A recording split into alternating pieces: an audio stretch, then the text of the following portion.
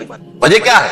آپ کو دلچسپی نہیں ان چیزوں. جدید تہذیب نے ان چیزوں کی اہمیت کو زیرو کر دیا. قرآن میں اہمیت کا کیا عالم ہے؟ 7 جگہ یہ مضمون قرآن میں آیا ہے. یہ فرشتوں کو ہم نے حکم دیا سجدہ کرو آدم کو، سب نے سجدہ کیا. فسجد الملائکۃ کلھم اجمعون، سارے کے سارے کل کے کل سب نے مل کر سجدہ کیا آدم کو. اللہ کے حکم سے فوراً تعمیل کر دی. الا ابلیس ابا واستکبر وکان من ابلیس نے نہیں کیا، انکار کیا، استکبار کیا، گھمنڈ. اور اس کو سورہ کہف میں بیان کر دیا گیا. یہ اس لیے کہ وہ اصل میں جنات میں سے تھا، اگرچہ شامل تو تھا فرشتوں میں اس وقت. کان من الجن ففسق عن امر ربہ، وہ اصل میں جنات میں سے تھا.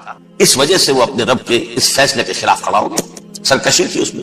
یہ معاملہ اتنا اہم ہے، اب آپ سمجھیے کہ 7 مرتبہ سورہ بقرہ، سورہ اعراف، سورہ حجر، سورہ بنی اسرائیل، سورہ کہف، سورہ طٰہٰ، سورہ صاد، 6 مکی صورتوں میں ذکر ہے یہ، اور 1 مدنی صورت سورہ بقرہ. ان میں سے اکثر مقامات پر پھر جب اللہ نے کہا کہ اچھا تم نے یہ سرکشی کی ہے اور ہمارے حکم کی خلاف ورزی کی ہے تو یہاں سے نکل جاؤ، دفع ہو جاؤ، تم مردود ملعون، ان علیک لعنتی الی یوم الدین، اب تجھ پر لعنت رہے گی میری قیامت کے دن. اس نے کہا اچھا پروردگار پھر مجھے ذرا مہلت دے دے، رب فانظرنی الی یوم یبعثون، قیامت تک میری زندگی طویل کر دے.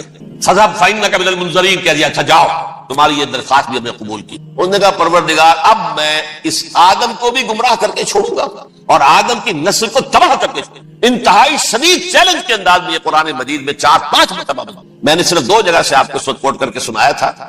سورہ اعراف میں اللہ تعالیٰ فرماتے ہیں قال، اس پر ابلیس نے کہا فبما اغویتنی، تو اے رب جو تو نے مجھے گمراہ کیا ہے، مجھے ذلیل کر دیا، مجھ پر فوقیت دے دی اس کو، انا خیر منہ، میں اس سے بہتر ہوں، خلقتنی من نار وخلقتہ من طین، بنایا تو نے مجھے آگ سے اور اس کو بنایا مٹی سے، پھر مجھ سے مطالبہ کہ میں سجدہ کروں اور میں نے سجدہ نہیں کیا تو تو نے مجھے ملعون قرار دے دیا. قال فبما اغویتنی لاقعدن لهم صراطک المستقیم، اب میں یہ نسل آدم کے لیے اس کو برباد کرنے کے لیے تیری سیدھی راہ کے اوپر گھات میں بیٹھوں گا، سیدھے راستے پر چلنے نہیں دوں گا. ثم لآتینہم من بین ایدیہم، پھر میں ان پر حملہ آور ہوں گا، ان کے سامنے سے بھی، ومن خلفہم، ان کے پیچھے سے بھی، وعن ایمانہم، ان کے داہنی جانب سے بھی، وعن شمائلہم، ان کے بائیں جانب سے بھی، ولا تجد اکثرہم شاکرین، اور تو دیکھے گا کہ ان کی اکثریت تیری شکر گزار بندوں پر مشتمل نہیں ہوئی. یہ چیلنج تھا. اور ایک چھوٹا سا چیلنج جو سورہ صاد میں آیا ہے، اور یہاں تو اس نے اللہ کے جلال کی قسم کھا کر کہا قال فبعزتک لأغوینہم اجمعین، اے رب تیری عزت، تیرے جلال کی قسم ہے میں ان سب کو گمراہ کر کے چھوڑوں گا. الا عبادک منہم المخلصین، سوائے ان میں سے وہ کچھ لوگ جنہیں تو خالص اپنا بندہ بنا لے، جنہیں تو اپنا بندہ بنا لے. مخلص نہیں، مخلص یہ مفعول ہے، فاعل نہیں ہے، جسے تو بنا لے. بعض لوگوں کو اللہ چن لیتا ہے، هو اجتباکم، تمہیں چن لیا ہے. اجتباء، وہ بچیں گے جن کو تو اپنی خاص امان میں لے لے گا، باقی میں سب کو گمراہ کر کے چھوڑوں. یہ ہے اصل دنیا میں نوع انسانی کا ابدی دشمن، ازلی سے ابدی تک. اور اس میں نوٹ کیجئے کہ اس کی اصل بنیاد کیا ہوئی؟ 2 لفظ، تکبر اور حسد. استکبر، تکبر کیا، انا خیر منہ، میں اس سے بہتر ہوں. یہ ساری بس کی گانٹھ یہی ہے، سب سے بڑی گمراہی کی وجہ یہی ہے. اسی لیے کہا ہے حدیث میں لن يدخل الجنہ من کان فی قلبہ مثقال حبۃ من کبر، جنت میں ہرگز وہ شخص کبھی بھی داخل نہیں ہو سکے گا جس کے دل میں رائے کے دانے کے برابر بھی کبر. تکبر سب سے بڑا جرم. الکبر ردائی، اللہ فرماتا ہے یہ تکبر یہ تو میری چادر ہے. کوئی شخص تکبر کرتا ہے تو گویا میری چادر گھسیٹ رہا ہے میرے کندھے سے. عرب میں کسی شخص کی توہین کرنی ہوتی تھی تو اس کی چادر گھسیٹتے تھے، ننگا کر دیا گویا یہ میری ردائی ہے. الکبر ردائی، یہ میری چادر ہے، یہ جامہ مجھے زیب دیتا ہے، مجھ پر راستہ تھا. اور حسد، آدم کو جو برتری عطا ہو گئی اس حسد کی آگ میں وجہ، اور اس کا انتقام لینا چاہتا ہے. آدم کو بھی گمراہ کیا، جنت سے نکلوایا. ویسے نکلنا تو انہیں تھا ہی مشیت اذنی میں، لیکن فوری طور پر اللہ کے حکم کی خلاف ورزی تو کروائی. فعصى آدم ربہ فغوى، آدم نے اپنے رب کے حکم کی نافرمانی کی، گمراہ ہوا عارضی طور پر. یہ دوسری بات ہے، توبہ کر لی، اللہ نے توبہ قبول فرما لی، معاف کر. کوئی مستقل جو ہے وہ نسل انسانی پر اس گناہ کا اثر متوارث طور پر نہیں آ رہا ہے، ختم ہو چکا معاملہ، ہوا تھا ہو گیا. فتلقى آدم من ربہ کلمات فتاب علیہ انہ هو التواب الرحیم. اور توبہ کی شان یہ ہے جب وہ قبول ہو جائے اللہ کی جناب میں، یا تائب من الذنب کمن لا ذنب له، گناہ سے توبہ کرنے والا ایسے ہوتا ہے جیسے اس نے کبھی گناہ کیا ہی نہیں. لیکن 12 کو گمراہ کرنے میں کامیاب ہو گیا حضرت آدم اور حوا کو. اور نوع انسانی کی عظیم اکثریت اس کے داؤ میں آئی ہوئی نہیں. کتنے ہیں وہ عباد اللہ المخلصین، الا عبادک منہم المخلصین، جو واقعتاً خالصتاً اللہ کے، جنہیں اللہ نے اپنا بنا لیا، اپنا قرار دے دیا. اب اس کے ساتھ نوٹ کیجئے اس ابلیس کے ساتھ ایک فوج بھی ہے جسے قرآن مجید میں کہا گیا ہے یہ اس کی پارٹی حزب الشیطان، یہ اکیلا نہیں ہے۔ ایک تو وہ عزازیل ہے، اس کی طویل ترین عمر اللہ نے دے دی، وہ تو قیامت تک رہے گا۔ باقی بھی جنات جو ہیں ان کی نسل میں سے یا اس کی نوع میں سے، اس کی نسل میں سے جنات کی عمریں انسانوں کی عمروں سے زیادہ ہیں، بہت زیادہ ہیں، لیکن پھر بھی اتنی نہیں ہے۔ یہ خاص ہے اس کا معاملہ کہ اس نے کہا تھا رب انظرنی الی یوم یبعثون، مجھے دے دے مہلت اس وقت تک تاکہ میں ثابت کر کے دکھا دوں کہ جسے تو نے یہ خلافت دیا یہ اس کا اہل نہیں ہے۔ Let me prove this point ولا تجد اکثرهم شاکرین، تو ان کی اکثریت کو شکر گزار نہیں پائے گا۔ وہ ابلیس جو ہے وہ ریکروٹ کرتا ہے اپنے فوجی، اول تو خود جنات میں سے جو اس کے نمبر 1 لشکری ہے۔ قرآن مجید میں اس کا اشارہ دیا گیا ہے انہ یراکم ہوا وقبیلہ من حیث لا ترونہم۔ دیکھو لوگوں، اے انسانوں، وہ ابلیس لعین عزازیل اور جو اس کے قبیلے کے لوگ ہیں، جنات ہیں، وہ تمہیں وہاں سے دیکھتے ہیں اور تاکتے ہیں اور حملہ کرتے ہیں جہاں سے تم انہیں نہیں دیکھتے۔ وہ غیر مرئی ہیں، انویزیبل ہے، تمہیں نظر نہیں آتے۔ ویزیبل دشمن کا وار تو روک لو گے، انویزیبل کا کیسے روکو گے؟ انہ یراکم ہوا وقبیلہ، اکیلا ہی نہیں ہے وہ تو تمہیں تاکتا ہے، تم پر حملہ کرتا ہے، گھات میں لگ کر جو ہے تمہارے اوپر حملہ کرتا ہے، وہ بھی اور اس کے ساتھ اس کے قبیلے کے لوگ جنات بھی، من حیث لا ترونہم، جہاں سے کہ تم انہیں نہیں دیکھتے۔ لیکن اس کے علاوہ وہ انسانوں میں سے بھی ریکریوٹ، رنگ روٹ وہ برپا کر، وہ جو ہے ان کو اپنے پاس رکھتا ہے فوج کے۔ جس کی سب سے بڑی مثال کیا ہے؟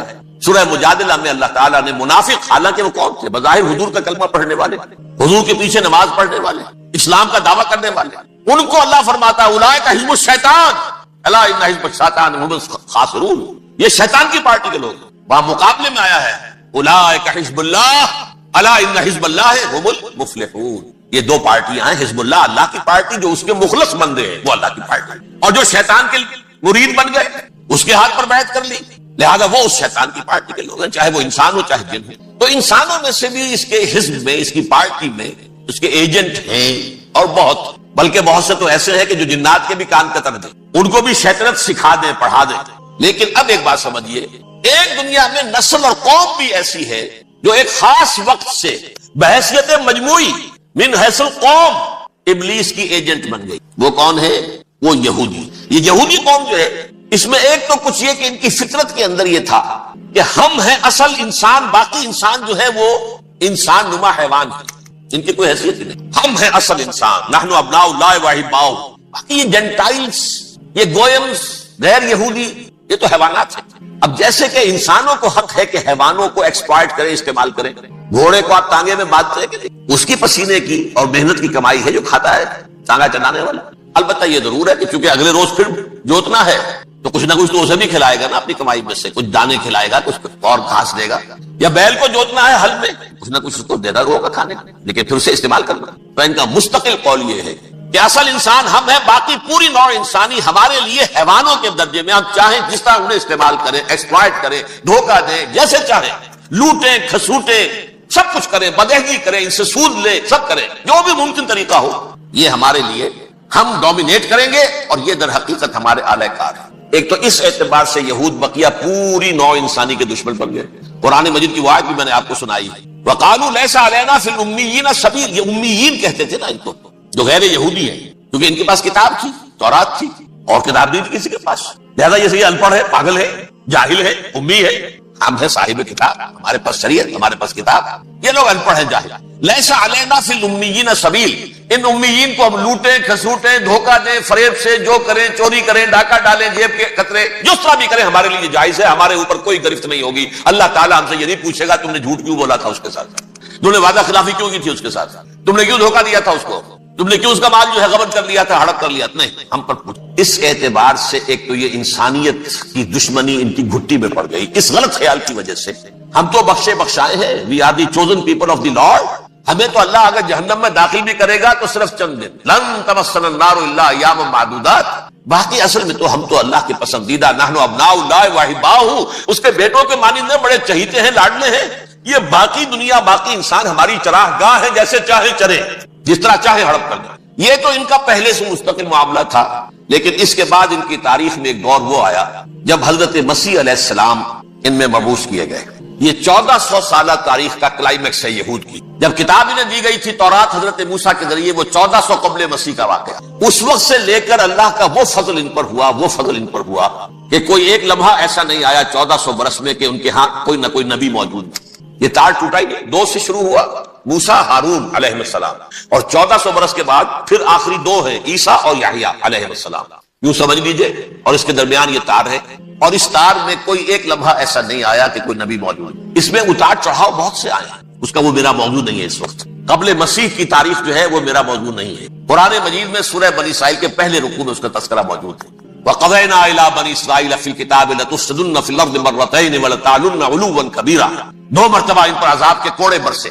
پہلے اشوریوں کے ذریعے سے جو شامی تھے، سیرینز اشوری کہلاتے، پھر بابلیوں کے ذریعے سے یعنی عراقیوں کے ذریعے سے، بیبیلونیا نام تھا عراق کا پہلے. ان پر بہت بڑی بڑی تباہیاں آئی، اللہ تعالیٰ کی طرف سے عذاب آئے. اس کے بعد پھر دوسرے دور میں دوسرا اقتدار کا دور آیا، خربستیاں بڑھ گئی. تو پہلے گریکس کے ذریعے سے، یونانیوں کے ذریعے سے، اور پھر رومیوں کے ذریعے سے پسوایا گیا. یہ دور گزر چکے تھے ان پر، 2 عروج کے دور اور 2 زوال کے دور. میری چھوٹی سی کتاب ہے تنظیم اسلامی کا تاریخی پس منظر، 6-7 روپے کی ہوگی. اس کو آپ دیکھیں گے تو اس میں اس کا پورا نقشہ آپ کو مل جائے. ویسے تو یہ کہ میری جو ذرا بڑی کتاب ہے سابقہ اور موجودہ مسلمان امتوں کا ماضی، حال اور مستقبل، اس میں نے ان معاملات کو بڑی تفصیل سے بحث کی.